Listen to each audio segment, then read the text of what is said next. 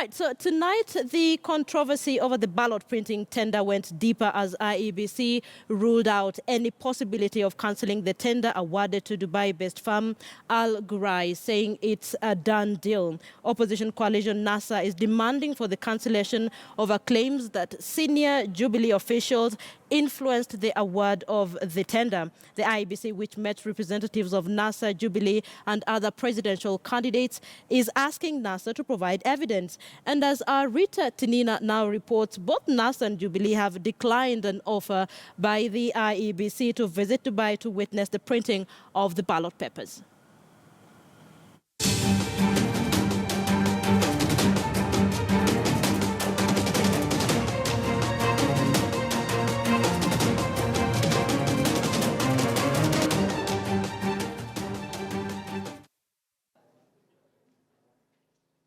After controversy erupted over the award of the ballot paper printing tender, the IEBC called for a meeting with presidential candidates or their representatives.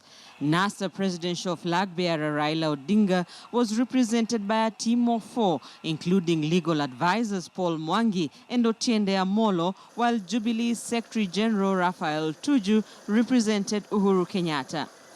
During the closed-door meeting, the IEBC explained why it settled on Al Ghurair, but it appears the electoral body was not convincing enough to the opposition.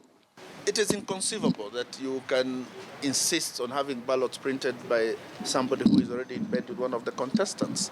The printing could be done by anyone, including the firms which belong to the NASA principles. We don't care. Al Ghurair had been awarded the initial ballot paper printing tender before the tender was nullified by the High Court following a petition. NASA claims Jubilee officials had a hand in the award of the tender to the same firm for the second time before its concerns were addressed. The Commission is only subject to the Constitution and the law, and is not subject or to direction or control by any person or authority. Several suggestions were made, including the possibility of going back to some of the companies, some of the 13 or more companies that had already been proposed in the restricted tender. At the meeting, Jubilee had its share of claims. It was purely to open the door for the company called Pearl Media of South Africa. Members of Pearl Media, Dr. Sailesh and Mr. Ben Sachs, has been in the country 5 times to meet one of the principals of NASA as they were pursuing this specific contract.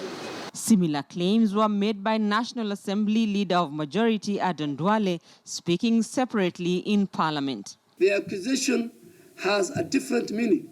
It's about them losing a contract of a company who has promised them 1 billion Kenya shillings as part of their campaign kitty. There appears to have been a consensus during the IEBC meeting on the printing of ballot papers, at least on the part of the opposition and independent candidates. It is not possible to continue with a contract with Al Ghurair. Al Ghurair firm of Dubai should not print these ballot papers. But to the IEBC, that is not an option. So far, there's nothing. There's just mere allegations being peddled, and the contract has already been signed. It is promising action against any IEBC officials found to have flouted procurement rules. If any member of staff has been involved in corruption or received any kind of inducement, we as a commission will take action. NASA now says it will not engage with the IEBC anymore. We shall not be accompanying any of the other representatives to Dubai, and we shall not be participating any further in any meeting regarding the printing of those ballot papers. Jubilee has also turned down the Dubai trip offer. With the IEBC standing its ground over the printing of ballot papers, the coming days will be crucial as NASA explores its options. Rita Tinina, KTN News.